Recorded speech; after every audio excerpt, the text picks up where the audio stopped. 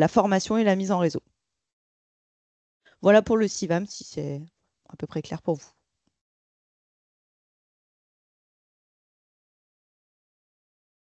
Donc, j'enchaîne sur le pourquoi ouvrir ses portes à l'occasion d'un événement.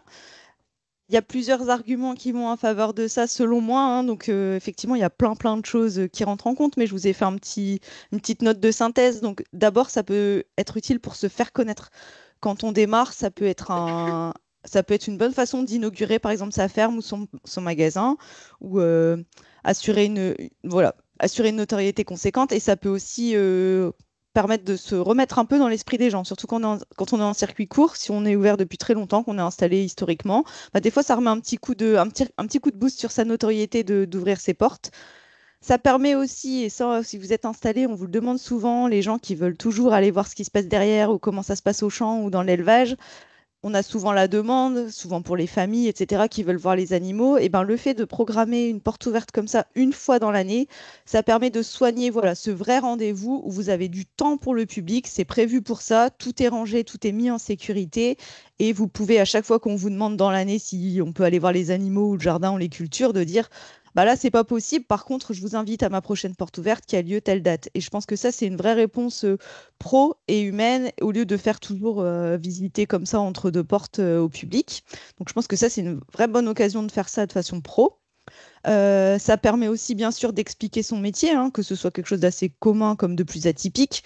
Euh, on ne sait pas toujours comment on élève des escargots, par exemple, ou comment on fait des plantes aromatiques, donc ça peut être l'occasion d'expliquer.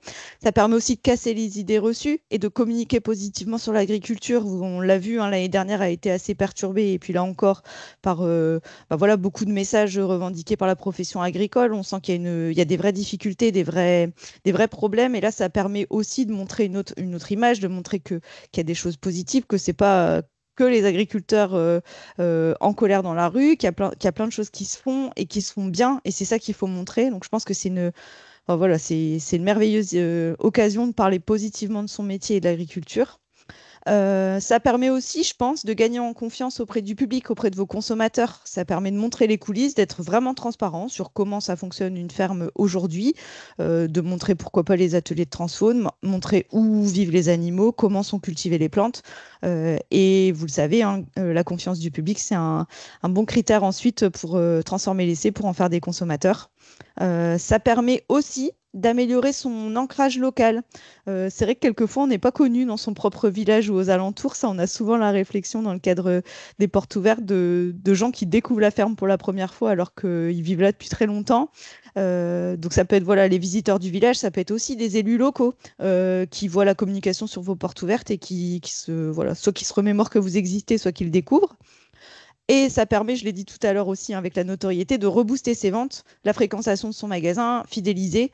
C'est vrai que ça, c'est clair, quand on fait du petit événementiel comme ça ça redope un petit peu la fréquentation si vous êtes en vente directe ou en tout cas la notoriété. Après, il y a deux façons d'ouvrir ces portes, hein. Soit vous le faites individuellement à votre sauce, soit vous le faites dans le cadre d'un événement organisé par un réseau. Et quand vous le faites dans ce cadre-là, ça vous permet de profiter d'une communication collective. C'est vrai que ça a un impact beaucoup plus fort que quand on est seul. Ça permet aussi de travailler dans un cadre et un rétro-planning défini. On en parlera tout à l'heure, mais c'est vrai qu'avec Tous en botte, voilà, on a un cadencement assez particulier et du coup, il suffit, ça paraît simple, mais de suivre un petit peu le cadre général et c'est plus facile, ça allège un petit peu la charge mentale. Ça permet de bénéficier de l'aide du réseau dans l'organisation, hein, que ce soit avec la Chambre d'agriculture, avec Bio Hauts-de-France, avec les parcs. C'est vrai que le faire avec un réseau, ça vous permet de bénéficier du suivi et de l'accompagnement. Et ça peut permettre aussi de bénéficier de matériel mis à disposition par ces réseaux. Et puis ensuite, ben, rien ne vous empêche de faire vos portes ouvertes seul. Et dans ce cas-là, ça vous permet de, pourquoi pas, et ça c'est un format qu'on aime bien aussi, c'est d'inviter spécifiquement peut-être un petit groupe de clients réguliers. Au lieu de faire la grande porte ouverte à tout le monde, pouvez aussi imaginer ça à plus petite échelle. Vous invitez ben, vos clients VIP ou les plus fidèles à visiter en petit groupe la ferme, à déguster un nouveau produit, à passer une soirée ensemble, pourquoi pas avec un repas. Donc ça peut être, voilà, là vous êtes beaucoup plus libre du format que vous choisissez. Et puis ensuite, même si vous faites de façon indépendante, hein, vous pouvez toujours passer par un réseau pour relayer cette porte ouverte indépendante. Donc on le voit là, il y a plein d'atouts sur le fait d'ouvrir les portes de sa ferme à l'occasion d'un événement. On voulait revenir par cette présentation par mettre en avant quelques règles à prendre en compte quand on organise une porte ouverte ou on accueille du public sur sa ferme.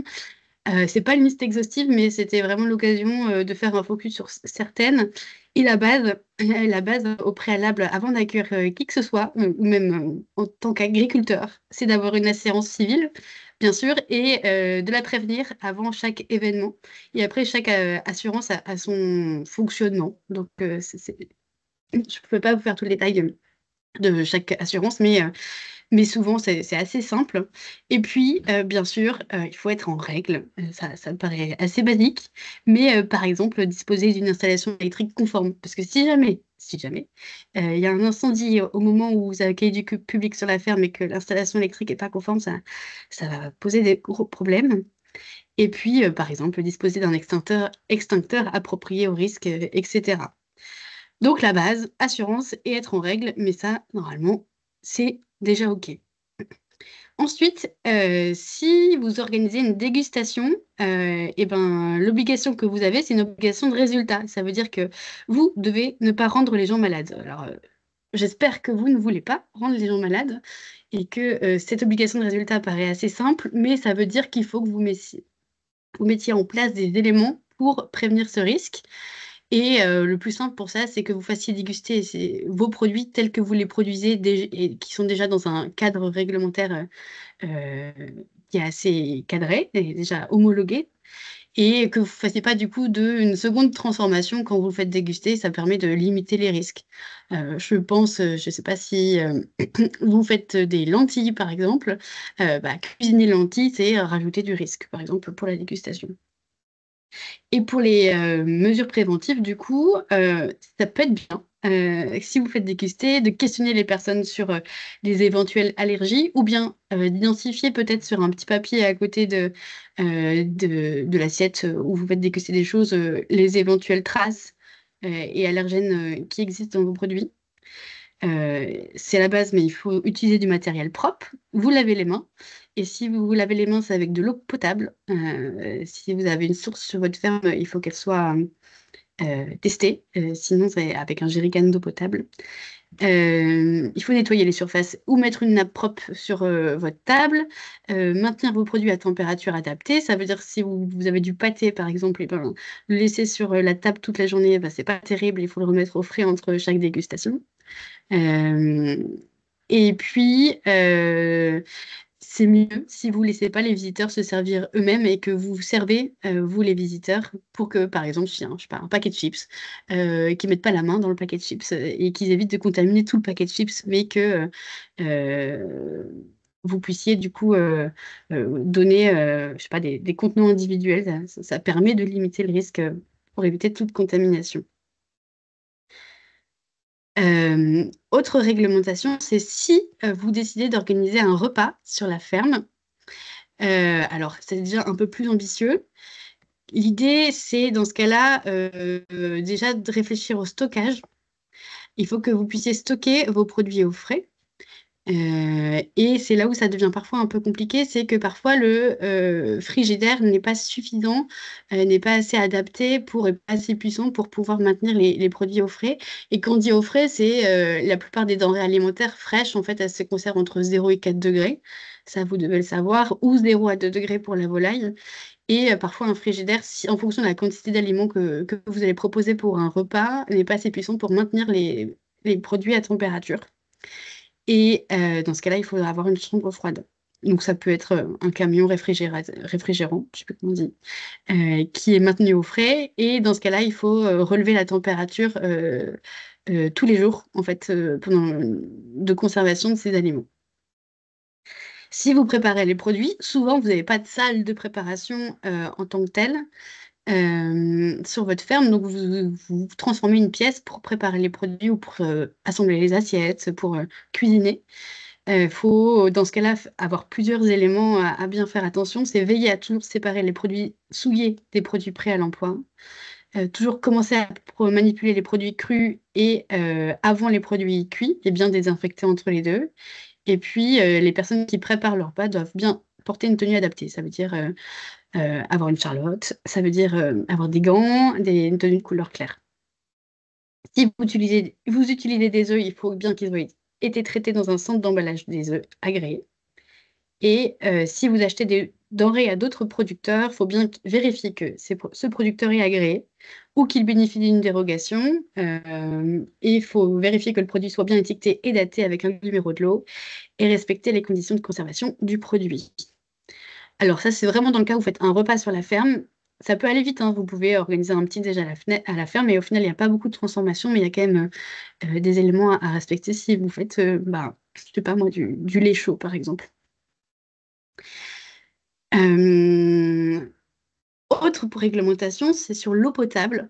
C'est obligé, vous êtes obligé d'avoir de l'eau potable sur la ferme dès qu'il y a un contact avec le corps. C'est dès que dès qu'il y a un contact entre l'eau et le corps. Donc un atelier de lavage, vous devez vous laver les mains, un atelier de cuisine, ou si vous proposez à boire, eh ben, il faut qu'elle soit potable. Ça paraît pareil, assez basique.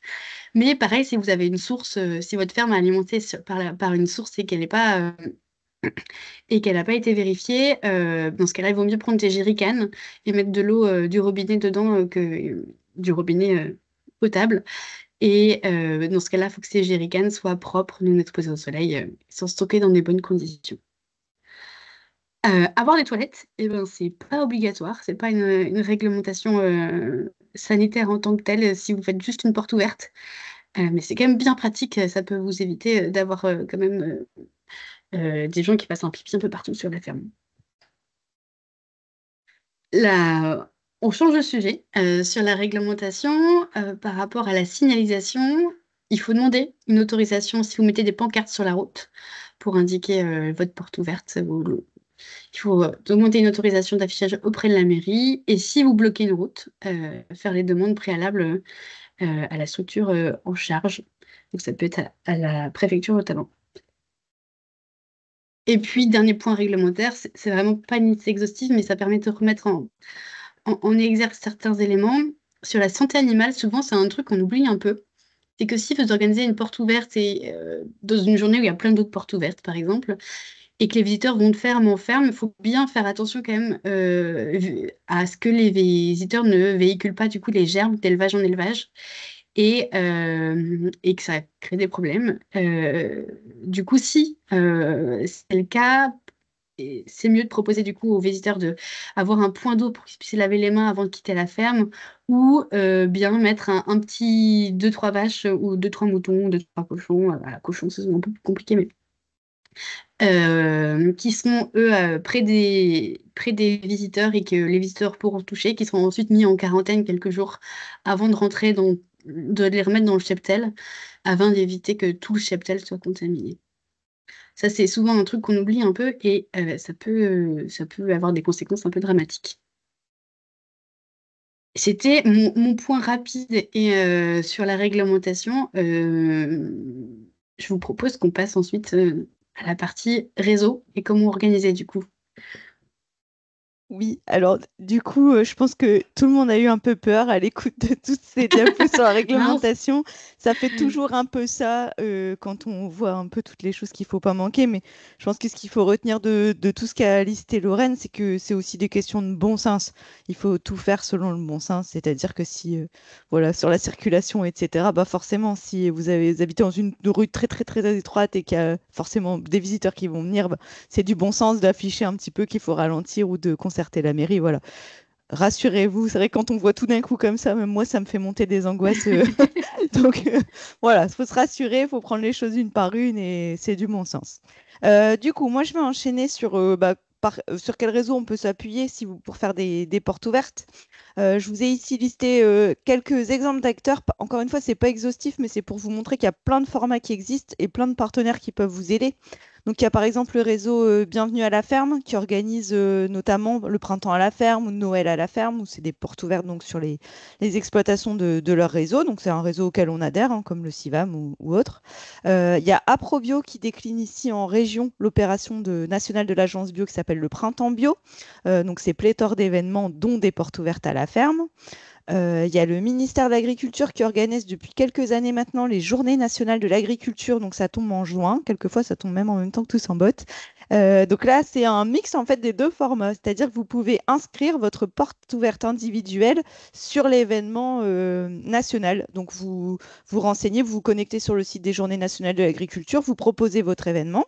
Et quand il sera validé, vous ferez partie de la communication générale et vous recevrez à la maison un petit kit de communication sur l'événement. Il y a les parcs naturels régionaux aussi qui sont de bons partenaires pour les portes ouvertes. Je vous ai remis là en illustration l'exemple des portes ouvertes de fermes bio dans l'Avesnois.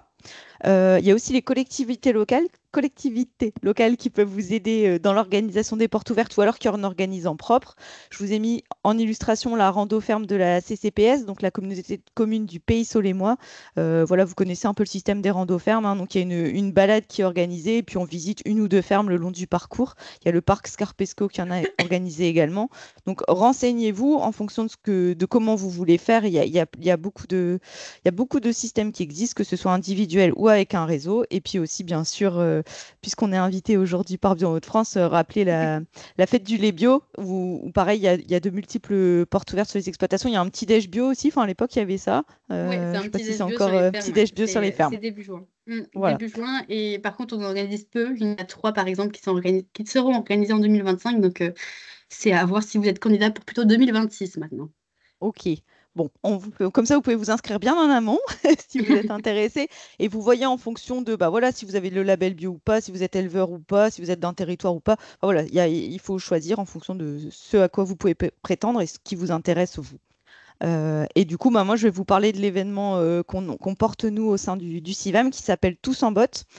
Donc, nous, on organise au CIVAM des portes ouvertes de ferme depuis 2001. Alors, pour ceux qui connaissaient l'ancien format, ça s'appelait Deux fermes en ferme.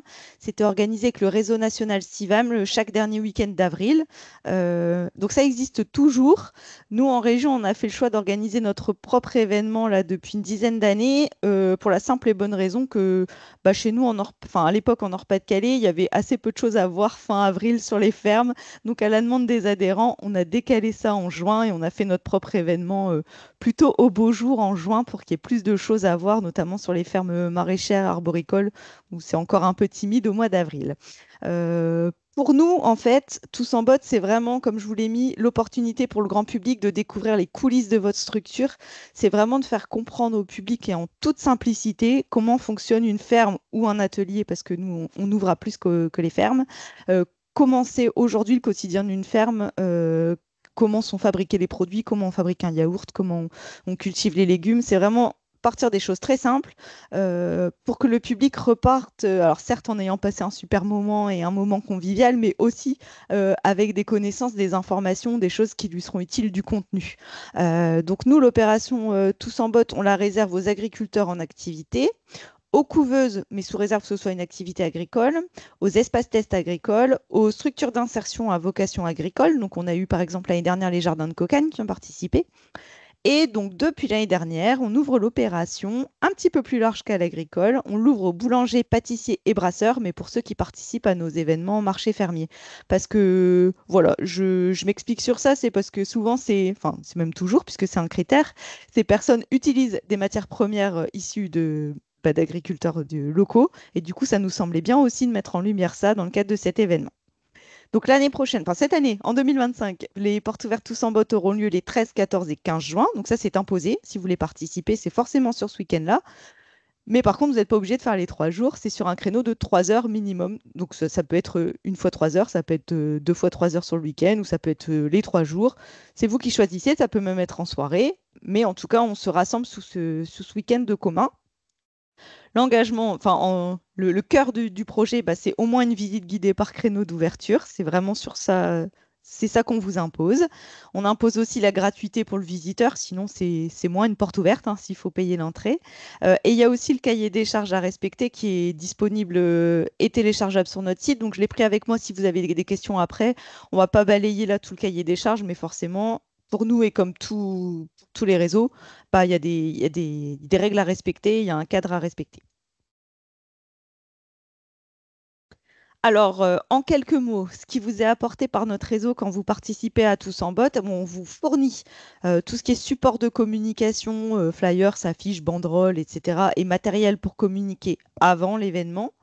On vous fournit aussi un kit pour communiquer le jour J. Donc ça va du ticket de tombola au fléchage à l'intérieur de la ferme, au stylo pour la tombola. Voilà, on essaye de vous préparer un kit complet et puis qu'on essaye de construire aussi avec le groupe de participants. On essaye de répondre à vos demandes. Donc s'il y a besoin d'éco-cups, etc., on essaye d'en commander pour tout le monde.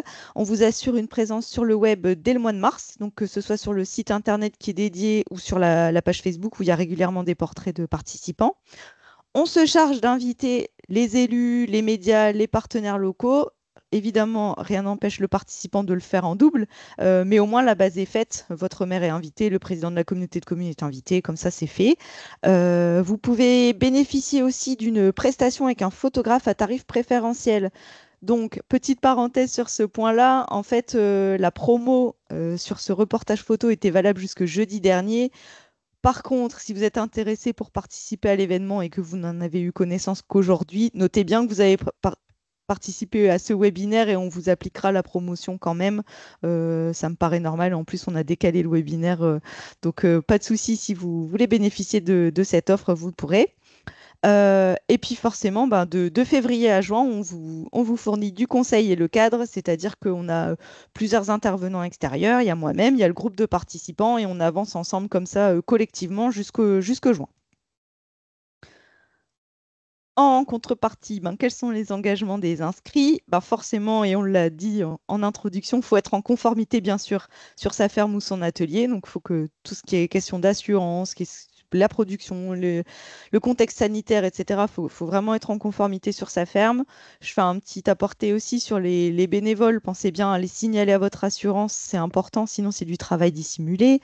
On vous demande bah, forcément de renseigner le formulaire d'inscription pour qu'on ait connaissance de votre envie de participer. Si vous êtes nouveau, oui, ben, il faut accepter la visite de présentation où je viens hein, sur la ferme pour qu'on fasse connaissance et qu'on fasse éventuellement quelques petits ajustements s'il y a des questions sur l'organisation des portes ouvertes. On vous impose de participer aux journées de lancement et de bilan. C'est important pour la cohésion du groupe hein, parce que bah, le groupe de participants, c'est ce qui est très important pour nous. Sur notre format Tous en Bot, on avance vraiment ensemble pendant 6 mois. On vous demande de construire une visite guidée. Là aussi, vous l'avez compris, hein, pour nous, c'est très important que ce soit le chef d'exploitation qui fasse visiter sa ferme.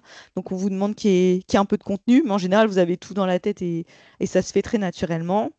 Il y a une agence de communication qui nous suit, donc forcément, on va vous demander ponctuellement de nous envoyer bah, des photos ou quelques éléments d'illustration, des anecdotes. Voilà, faut être assez réactif et nous répondre pour qu'on puisse faire une communication adaptée.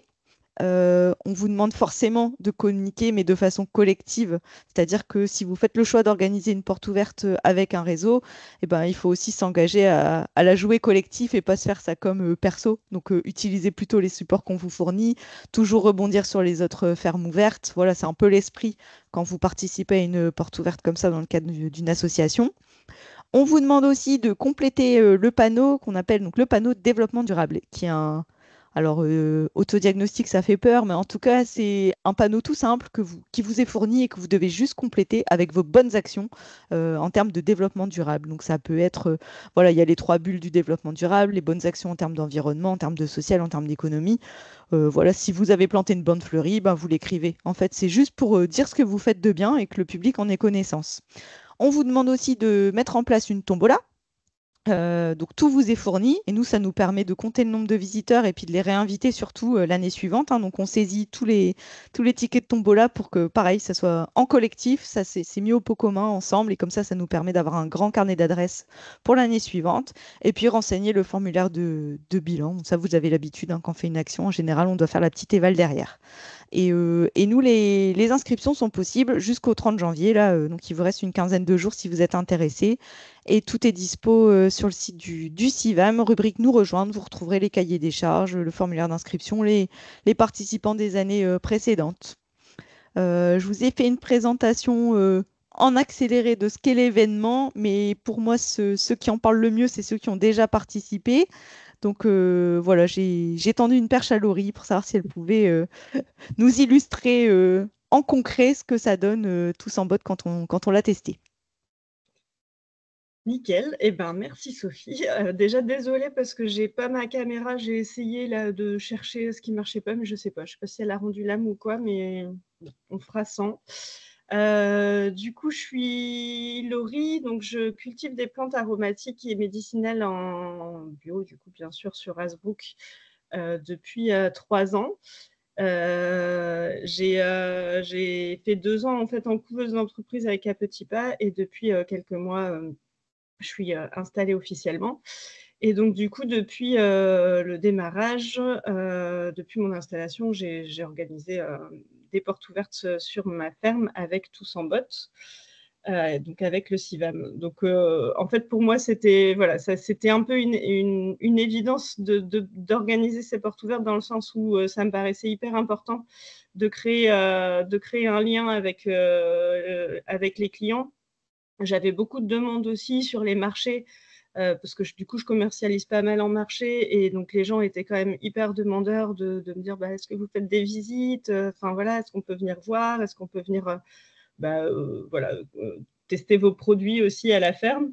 Donc du coup, c'était important pour ça. J'ai aussi, alors pour le coup, la chance d'avoir un lieu qui s'y prête bien et puis j'ai conçu mon jardin aussi pour pouvoir accueillir parce que c'est quelque chose qui me plaît et aussi parce que dans le cadre de mon projet, j'avais vraiment une volonté de transmettre, que ce soit mes valeurs ou mes pratiques, voilà, de transmettre en fait pourquoi je fais ça et tout ce qu'il y a derrière en dehors des produits en eux-mêmes. Et du coup, les portes ouvertes, j'ai trouvé que c'était quelque chose d'idéal pour ça. Et en même temps, quand je me suis posé la question d'accueillir du public sur la ferme, toute seule, je ne me voyais pas du tout le faire. Ça me faisait peur, tout simplement. Il y avait plein de questions autour. J'avais aucune idée du cadre. Voilà, je savais pas du tout comment prendre l'organisation et enfin voilà l'idée de lancer ça. Et donc du coup, voilà, quand j'ai entendu parler de Tous en bottes avec le CIVAM, ça m'a paru un super moyen de l'organiser. Dans le sens où voilà, je sais que je partage les valeurs du CIVAM et que du coup, ça avait du sens aussi de le faire avec eux. J'avais des collègues aussi à l'époque qui le faisaient aussi, et donc j'avais pu avoir aussi des bons retours de ce côté-là. Et puis voilà, du coup, c'était un bon moyen de rentrer dans un groupe pour faire ça et d'avoir un peu un cadre qui m'accompagne. Donc du coup, voilà, en fait, l'intérêt d'avoir Tous en bottes, c'est que le CIVAM, il accompagne vraiment sur l'organisation, voilà, de savoir par quoi commencer, sur quoi, en effet, enfin, quelques points qui ont été abordés là, par-ci et par-là, où parfois on se dit, oh là là, c'est plein de contraintes, c'est plein de choses à... Enfin, voilà, est-ce qu'on est dans les clous, etc. Ben, je trouve que c'est vachement rassurant d'avoir un cadre comme on a avec Tous en bottes, où on a cette réunion de démarrage. Moi, ça a été vraiment pour la première, Sophie s'en souvient, j'étais complètement en stress et en même Paniquée. temps. Je pensais que tu allais te désinscrire. Mais j'étais hyper impressionnée aussi d'entendre ce que les collègues faisaient et tout ça. Et en même temps, et ben, d'avoir cette réunion de lancement m'a permis de me poser, de réfléchir à ce que je voulais faire moi aussi, ce que les autres faisaient, d'avoir d'autres idées aussi. Et du coup, de poser bien les choses et au final, de dérouler tout ça en toute simplicité.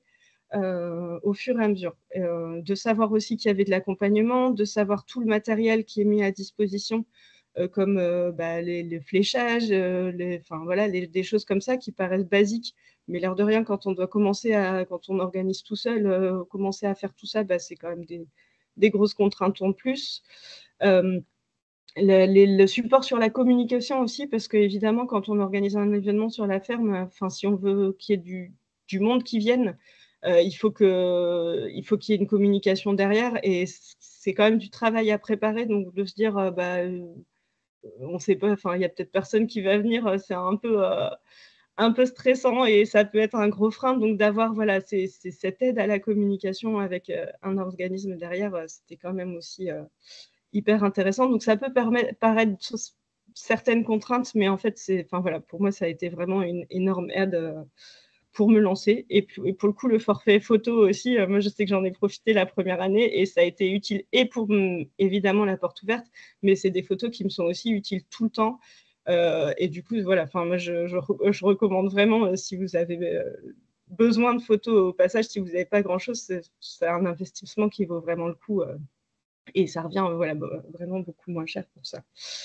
Qu'est-ce qu'il y avait comme autre sur l'organisation, alors du coup, un petit peu les grandes lignes du rétro-planning. Alors c'est vraiment, moi je me souviens, le rétro-planning, la chose qu'on avait faite justement, la réunion de démarrage et qui est importante pour se lancer. Et finalement, c'est des choses toutes basiques. Ça démarre du coup, en général, moi je sais que j'ai le jalon en février de me dire, bon voilà, là il faut commencer à se poser, il faut commencer à réfléchir concrètement comment ça va se passer. Parce que l'air de rien, ça arrive vite derrière, ça peut paraître loin au début et en fait, ça vient quand même assez vite. Donc, il y a cette fameuse réunion de lancement avec le CIVAM, on pose les choses et du coup, ça permet justement de se projeter, de se dire ça va être quoi les horaires d'ouverture que je vais proposer, est-ce que je propose des animations, est-ce que j'ai besoin d'aide aussi, et du coup, à qui je vais demander de l'aide, donc aller solliciter des bénévoles. Est-ce que je fais des partenariats avec d'autres producteurs, suivant les animations que j'ai envie de faire, de quel matériel j'ai besoin. Donc ça permet vraiment de poser les choses en février pour que derrière tout se déroule au fur et à mesure sur les mois suivants. Avec du coup en mars, où comme Sophie disait, on commence un peu la communication, donc il y a des petits supports, des photos, des vidéos éventuellement à commencer à faire ou au moins à réfléchir pour pouvoir activer justement toute cette communication. Ça peut paraître parfois une contrainte, mais c'est pareil, c'est des super outils de communication et c'est hyper important si on veut faire venir du monde sur sa ferme. Et puis, moi, je sais que, par exemple, personnellement, je fais beaucoup de marchés, donc je vais commencer à en parler sur les marchés. En fait, j'en parle toute l'année maintenant, dès qu'on me le demande, mais d'avoir des petits supports et de commencer à vraiment un petit peu plus le dire systématiquement qu'il y a cette porte ouverte en juin. Les gens sont pas souvent, on a les yeux des personnes en face qui s'écarquillent et qui se disent « Ah tiens, c'est intéressant ». Si on fait des photos, il y a le reportage photo à programmer, des choses comme ça. En avril, moi, je sais que je m'étais mis de préparer justement ce fameux panneau développement durable, par exemple. Tant qu'on n'est pas encore trop dans le rush, il vaut mieux prendre un peu de recul et le prendre. Ça prend pas longtemps, c'est des questions évidentes et ça permet aussi de se poser des questions sur, en fait, qu'est-ce que je fais de bien. Parfois, on a du mal à prendre ce recul et du coup, reposer les choses et montrer à quel point on fait déjà plein de choses bien à notre petite échelle. Et puis commencer justement à préparer la visite, les animations, évaluer les besoins de panneaux. Et pour moi, après mai, c'est vraiment le moment où là, on active vraiment la communication à fond, avec l'entourage, les voisins, les marchés, les réseaux sociaux, les journalistes aussi. Et les élus, comme disait Sophie, moi, ce qui a fait vraiment la différence sur mes deux portes ouvertes organisées, c'est le relais par les élus de la ville, entre autres sur leurs propres réseaux sociaux. Clairement, ça, on voit que ça fait une grosse différence. C'est qu'il y a beaucoup de gens qui viennent grâce à ça parce qu'ils ont des réseaux qui sont beaucoup suivis. Et les journalistes aussi, quand on a la chance d'avoir des journalistes qui relaient l'événement ou qui viennent sur l'événement, encore mieux pour en parler, moi, ça, en tout cas, ça a fait une belle différence. Et puis après, vraiment, au moment du mois de juin, là, on rentre dans le détail, le fléchage, la mise en place sur la ferme, la préparation vraiment concrète du matériel sur place, etc. Du coup, alors pour les points de vigilance et les conseils, j'aurais tendance à dire, alors ça c'est quelque chose c'est mon ressenti perso, mais pas vouloir en faire trop. Moi, je sais que justement, ça avait été ma peur sur la première fois au tout démarrage, justement, d'entendre certaines choses qui se faisaient et tout ça. Et je me suis dit, mince, est-ce que j'en fais assez? Est-ce que ça va être suffisant? Et en fait, au contraire, la deuxième année, j'en ai fait moins. J'ai même fait plus simple. J'ai pas fait moins, mais je l'ai fait plus simplement, on va dire. Et du coup, j'ai trouvé que, voilà, que les gens étaient hyper contents et ce qu'ils viennent chercher, c'est le contact avec nous, c'est l'échange, voilà, c'est de passer un bon moment tout en découvrant notre activité qui n'est pas du tout, voilà, nous, ça nous paraît, on a l'impression qu'ils vont nous poser plein de questions ultra techniques, etc., parce qu'on est tout le temps dedans, mais eux ne sont pas dedans et justement, ils viennent chercher en général tout en simplicité et c'est vraiment un public déjà acquis, en fait. Ce n'est pas un public qui va venir chercher la petite bête, au contraire, ils sont contents d'être là, ils sont contents que nous, on fasse cette activité parce que je pense que de manière générale, voilà, c'est toujours des beaux projets. Ils sont hyper contents de pouvoir partager et comprendre comment on travaille, quoi. Est-ce que, Laurie, tu peux redire les choses que tu avais mis en place, les, les, les événements, quelles activités tu avais proposées? Alors, du coup, moi, sur la ferme, je faisais. Donc, sur les 2 sessions, j'ai ouvert à chaque fois 2 après-midi, donc le samedi et le dimanche après-midi.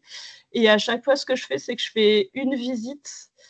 En fait, je fais 2 créneaux de visite sur l'après-midi, un en tout début d'après-midi et en fin d'après-midi. Comme ça permet d'avoir un peu de flexibilité pour les gens suivant leurs possibilités. Et entre les deux, j'organise un petit atelier, pareil, tout en simplicité. C'est un atelier fabrication de tisane, alors où j'ai un petit jeu de cartes, voilà, qui est bien adapté à ce genre d'animation et du coup, qui permet d'avoir quelque chose de très interactif et en même temps où les gens peuvent être relativement autonomes et donc voilà, pour avoir le temps de m'occuper de tout le monde en même temps, qui se fait rapidement. Et derrière, on va du coup créer une tisane où les gens peuvent venir cueillir des plantes dans mon jardin pour confectionner leur tisane fraîche. Ce qui les interpelle souvent aussi beaucoup parce que pour eux, la tisane, c'est sec, etc. Et ça permet justement de montrer que non, les plantes qu'on utilise, elles peuvent être utilisées aussi fraîches et c'est celles qu'on a tous les jours, même dans son jardin, et sensibiliser à cet usage-là. Voilà, donc c'est vraiment fait simplement. Ça prend quand même évidemment du temps sur la journée. C'est sûr que je n'ai pas une minute à moi et que moi, je surfe tout le temps entre l'atelier et la visite. Et du coup, c'est pour ça que c'est important d'avoir des bénévoles quand même pour aider. Alors moi, je fais appel à de la famille et des amis qui sont toujours hyper contents de venir parce qu'eux aussi, à chaque fois, passent un super moment. Et qui vont, eux, s'assurer de l'accueil, par exemple. Ils vont s'occuper de la vente aussi. Parce que pour le coup, j'ai toujours un stand de vente de produits et de dégustation. Ils s'occupent de la dégustation aussi en général, même si je les rejoins quand je peux. Et du coup, ça c'est pareil. C'est aussi un super, l'air de rien, un moment de vente pour moi. C'est 2 belles journées de vente, de clients qui sont fidèles.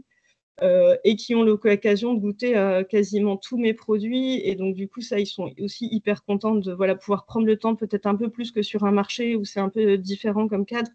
Là, ils ont tous les sirops, les tisanes à disposition. Souvent, j'essaye de faire quelques petits gâteaux à base de plantes, histoire de faire découvrir. Après, c'est parce que c'est dans l'idée de ce que j'ai envie de faire, mais je pense que chacun peut adapter aussi.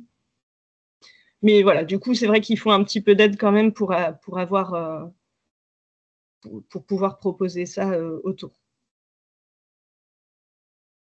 Et sinon, je disais la communication, je pense que les journaux, les élus, c'est un vrai plus aussi.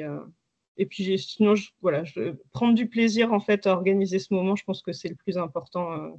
Et les gens le ressentent et repartent à chaque fois hyper contents. Du coup, dans les bénéfices et retombées, tu parlais des ventes. Est-ce que tu as vu Oui, d'autres intérêts? alors, oui, c'est les ventes. Après, ça reste pas pour ça que je le fais dans un premier lieu. Pour moi, c'est vraiment pour le partage, pour la transmission. Et après, les gens qui viennent, ça va être aussi des gens qui vont être des gens fidèles des clients qui vont revenir régulièrement, qui connaissent vraiment, qui vont savoir aussi parler de ce que je fais à d'autres. Et donc, du coup, m'aider dans ma communication indirectement. Et puis voilà, c'est l'image que je donne de ce que je fais. Voilà, donc moi, ça me tient à cœur aussi de pouvoir proposer ça. Merci beaucoup, Laurie. Et ben, j'enchaîne juste sur les outils de communication sur l'agriculture bio que nous, on propose au sein de Bio de France. Et puis après, on prendra un temps de questions parce que je pense qu'on peut avoir des questions pour toi. C'était donc juste pour vous rappeler, peut-être que vous ne le savez pas, ou pour vous informer qu'on propose des outils de communication sur l'agriculture bio. Alors, il y a différents formats. Il y a le Biosceptique, qui est un petit guide forme BD humoristique pour débouter un peu tous les préjugés sur l'agriculture bio, type l'agriculture bio, c'est trop cher, qui est pas mal et qui est assez chouette. On propose aussi des panneaux bio à mettre soit sur vos fermes, soit dans vos champs, sur vos parcelles, dans vos prés. Des affiches, la bio c'est bien, qui redit un peu les externalités positives de l'agriculture bio. Et puis des affiches un peu plus complètes sur l'eau et l'agriculture, c'est du coup l'impact de l'agriculture sur la qualité de l'eau et du coup l'intérêt de l'agriculture biologique pour préserver la qualité de l'eau. Et des affiches topo de la bio qui reprend des argumentaires sur 5 sujets principaux sur est-ce que c'est vraiment bio, dans le sens où ça n'existe pas la vraie bio. Parce que contamination indirecte, etc. On va s'arrêter le sujet-là. Sur le sujet du local, c'est déjà bien, ça suffit. Le sujet de tout est déjà presque bio. Le sujet de il ne faut pas opposer les systèmes. Et puis, peut-être trop cher. Donc, ça reprend plein d'arguments et c'est des affiches que vous pouvez afficher dans votre magasin, par exemple, si vous avez un magasin. Et on propose bien sûr aussi des sachets craft avec le logo bio. Ce sont toutes des choses que vous pouvez acheter sur notre site Hello Asso, mais on peut aussi vous les prêter. Si vous faites juste un événement dans votre année, on peut très bien vous les prêter. Bon, pas les sachets craft, on entend bien, mais, mais le reste, sans souci. Et c'était tout pour le petit point de communication. Je vous propose du coup qu'on prenne un temps d'échange là pour les 7 minutes qui nous restent. Du coup, si vous avez des questions, on a Moi, j'en ai pas vu dans la conversation, là. Eh ben vas-y. Ouais, si. Il y en Ah, a plusieurs. Alors, sur l'installation électrique, moi, j'ai jamais été jusqu'à demander le certificat par un organisme indépendant. Donc, sur ça, je ne sais pas. En tout cas, pour l'assurance, juste prévenir votre assurance. Alors, si vous êtes si vous avez un magasin de vente direct ou autre, bah, leur prévenir d'une affluence exceptionnelle sur cette journée-là.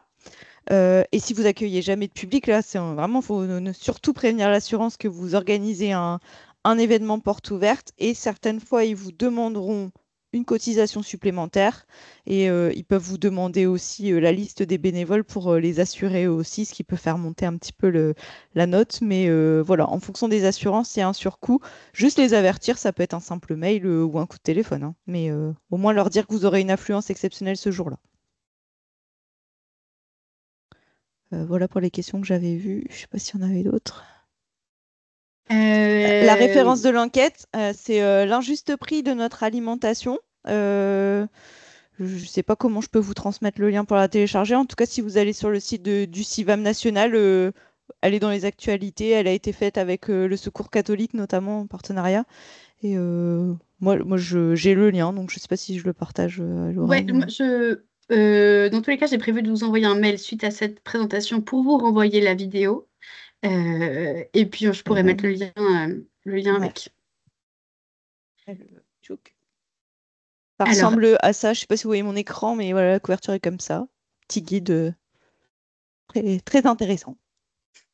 Ensuite, il y a une question RGPD. a-t-on vraiment le droit de Alors, récolter les données personnelles du genre lors de la tombola? attention, non. Alors, si vous faites vos tickets de tombola vous-même ou si vous l'organisez avec un autre réseau, pensez bien à ce qui est une case où vraiment volontairement la personne peut dire oui ou non sur le fait que vous conserviez ces données pour les réinviter plus tard. Il faut bien expliquer pourquoi. Enfin, nous, en tout cas, sur notre ticket de tombola, il est écrit que on se sert des données uniquement pour réinviter la personne et uniquement pour ce type d'événement, et elle est libre de dire oui ou non. Sinon, vous ne pouvez pas effectivement utiliser les données personnelles des personnes. Et c'est pareil pour le droit à l'image, méfiez-vous. Soit vous faites signer un petit doc à l'accueil, soit vous, au moment, si vous avez un bénévole photographe ou si c'est vous, pensez bien à demander l'autorisation des personnes si on les voit de face, parce que du coup, on ne peut pas utiliser comme ça l'image des personnes sans leur accord.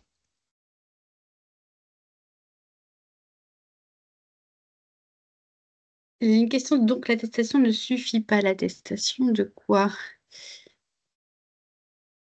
D'assurance? Ah oui, Peut-être. peut-être. Comme c'est pas dans votre, enfin, ça dépend, hein. Si vous faites de l'accueil de public tout au long de l'année sur votre ferme, je sais pas si vous faites les mercredis à la ferme, par exemple, etc. Ça change pas grand-chose. Par contre, si vous n'accueillez pas de public en général, ou en tout cas pas autant, il faut bien préciser que c'est, peut-être qu'ils vous feront pas de surcoût, mais en tout cas, il faut le mentionner auprès de votre assurance que vous faites un accueil de public exceptionnel à l'occasion de vos portes ouvertes. Parce qu'ils vous assurent pas pour ça, normalement. Et Laetitia qui demande si on organise une auberge espagnole, comment ça se passe niveau réglementation? Donc c'est que chacun ramène un plat. Oui, bah du coup, vous pouvez pas attester que le plat du copain, il est conforme. Là, je veux dire, il n'y a pas de vente, hein, donc pour moi, c'est pas. Il faut que vous, si vous participez à l'auberge espagnole, ce que vous proposez soit clean et comme l'a dit Lorraine tout à l'heure. Mais après, là, sur ça, c'est un format un petit peu moins formel que de la vente de repas pour moi. C'est plus un pique-nique libre, donc chacun est responsable de ce qu'il ramène. Par contre, gardez bien vous, hein, toujours une petite assiette test, une petite assiette témoin que vous gardez plusieurs jours dans le frigo au cas où.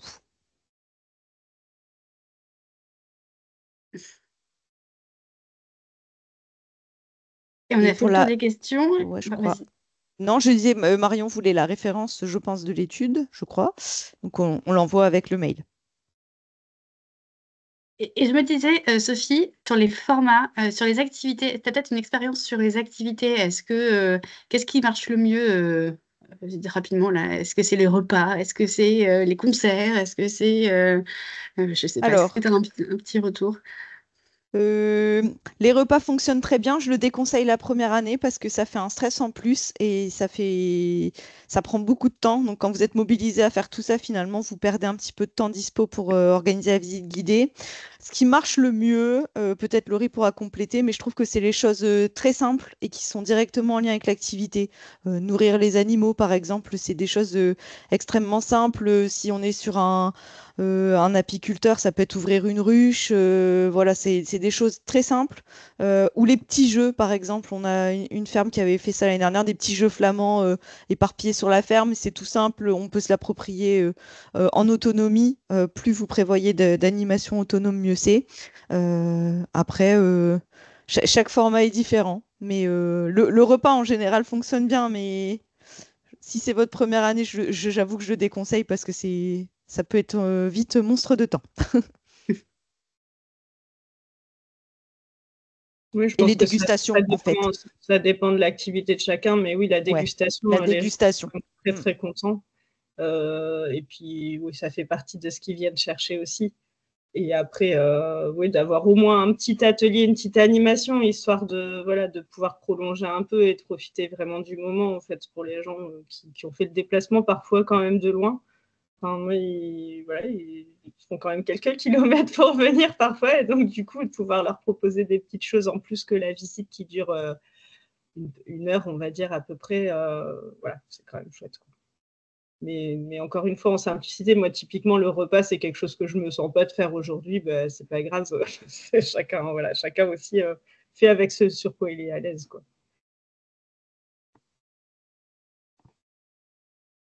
S'il y a une dernière question, c'est le moment. Sinon, il est 14h moins 1. Ça, c'est un timing parfait. Et ben, en tout cas, merci On n'a pas. beaucoup, Laurie. Merci beaucoup, Sophie. S'il y a d'autres Euh, questions, vous pouvez bien sûr à tous les intervenants, je pense, nous les envoyer après, hein. Vous ne vous sentez pas frustré. On ne s'évapore pas dans la nature après le webinaire, donc n'hésitez pas. Super. Moi, je vous enverrai les contacts dans mon mail, du coup. Donc, je vous envoie, j'espère au plus vite. Mais la vidéo de ce webinaire, les contacts de Sophie, les informations sont tous en bot et le lien sur le petit livret là, que tu as proposé. J'ai oublié déjà le nom. Ma mémoire n'est pas bonne, désolée. Eh ben, merci à tous et puis bon après-midi.